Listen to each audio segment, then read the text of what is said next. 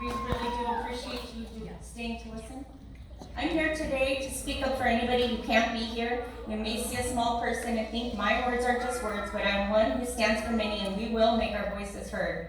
After the past 18 months, if this was a real deadly pandemic, they would not be firing our frontline heroes for not getting vaccinated. We would also not need constant advertising for it, because the number of dead people around us would make it obvious.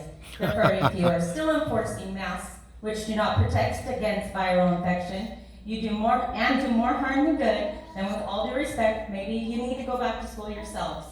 It seems that you forgot basic biology, and that we breathe in oxygen and breathe out carbon dioxide that plants use to make oxygen. In first aid or medical training, one of the main teaching points is to maintain a clear obstructed airway.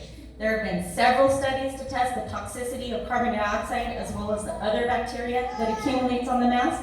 I also think you missed some of history and government, because we the people have the Bill of Rights, the Civil Rights Act, HIPAA, the Americans with Disabilities Act, and there is no mandate that supersedes our Constitution. There are also global laws that are being violated, as the current protocol for the vaccine is in violation of all 10 areas of the Nuremberg Code. Therefore, any forced or coerced medical testing and/or treatment is a crime against humanity and punishable by death under military tribunal, just like Nazi Germany. For Nazis and doctors that were saying, I was just following orders, that was not void of guilt. That did not void them of guilt. And it will not protect them in court. The EUA for the current testing protocol was revoked by the FDA under a Class 1 recall, stating that the test produced too many false positives and it cannot differentiate between COVID-19 and influenza. The vaccines are not FDA approved and have not gone through clinical trials and only have emergency use authorization. And as long as we're in a pandemic, they can use it. There are other treatments available that are safe, been used for decades, and are FDA approved.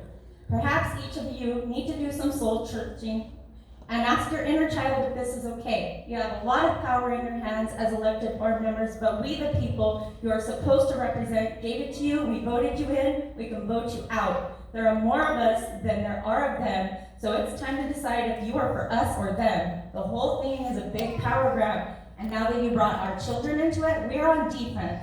I ask you as educators, stop teaching a world of fear and no smiles. Thank you.